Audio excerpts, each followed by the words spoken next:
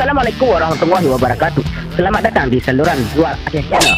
Ini media berita yang memberikan informasi terkini, aktual, tajam dan terpercaya.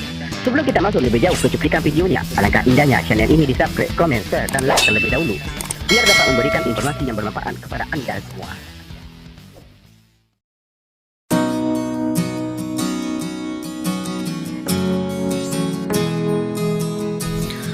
Kondisi alam wilayah Kabupaten Aceh Selatan yang bersuhu panas kerana terletak pada daerah pesisir pantai membuat objek wisata pemandian menjadi incaran utama bagi para penduduk lokal yang ingin berwisata. Salah satunya pemandian Puteri Naga Panjupian yang terletak di Kampung Panjupian atau berjarak sekitar 7 km dari pusat kota Tapak Tuan, Kabupaten Aceh Selatan, Provinsi Aceh.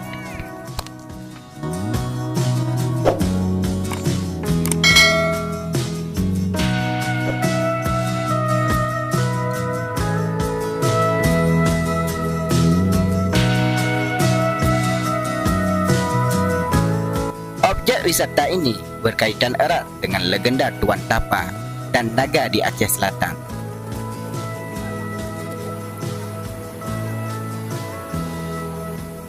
Air di pemandian alam ini sangat dingin sekali karena merupakan air dari pegunungan.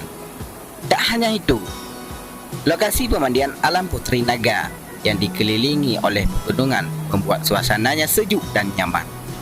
Pokoknya anak lagi jauh.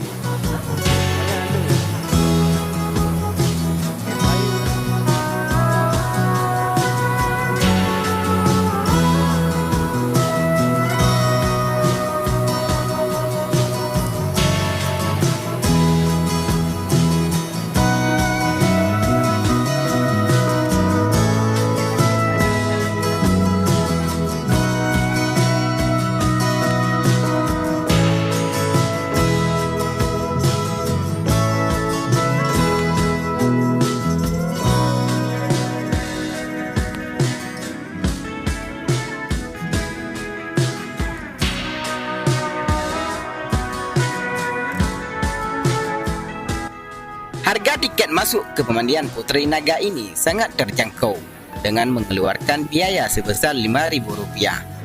Anda sudah dapat masuk ke objek wisata alam ini dan menikmati fasilitas di dalamnya.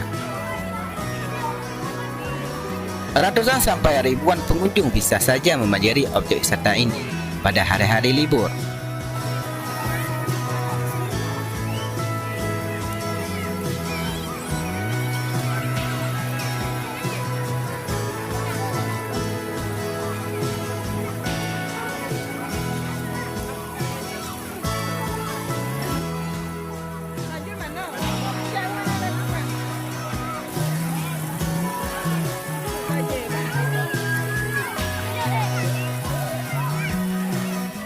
Anda bisa memesan makanan ataupun minuman untuk melepas rasa lapar dan dahaga.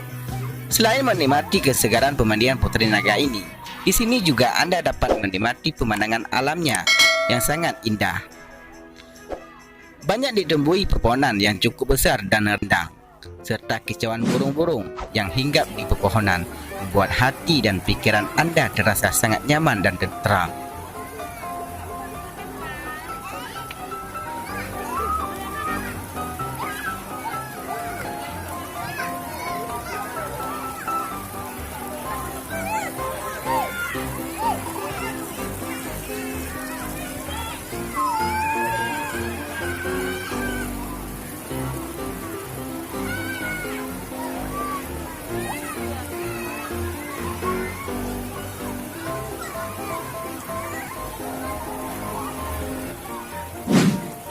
Pemandian Puteri Naga Panjupian ini akan selalu dikunjungi pada hari libur sekolah maupun di hari Sabtu Minggu, dan bahkan kunjungan akan padat pada hari libur Lebaran,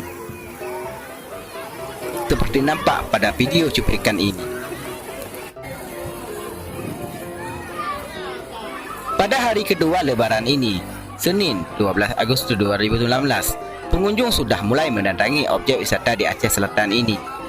Pengunjung pun bervariasi mulai dari anak-anak sampai dengan orang dewasa, sangat antusias menghabiskan waktu senggang bersama keluarga.